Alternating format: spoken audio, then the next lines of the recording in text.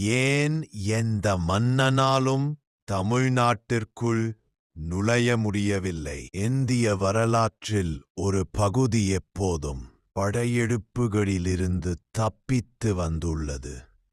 அதுதான் தமிழ்நாடு. பல பேரரசுகள் தமிழ்நாட்டை கைப்பற்ற முயன்றன. ஆண்டுகள் பழமையான சங்க காலம் முதல் தமிழ் மன்னர்கள் தமிழ்நாட்டை ஆண்டு வந்துள்ளனர். பல பேரரசுகள் தமிழ்நாட்டை கைப்பற்ற முயன்றன. ஆனால் யாராலும் அதை செய்ய முடியவில்லை. தமிழ் மன்னர்களின் வீரமும் தமிழ்நாட்டின் இயற்கை எல்லைகளும் இதற்கு காரணம். இன்று தமிழ்நாடு இந்தியாவின் ஒரு மாநிலமாக உள்ளது.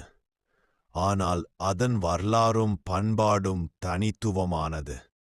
நன்றி.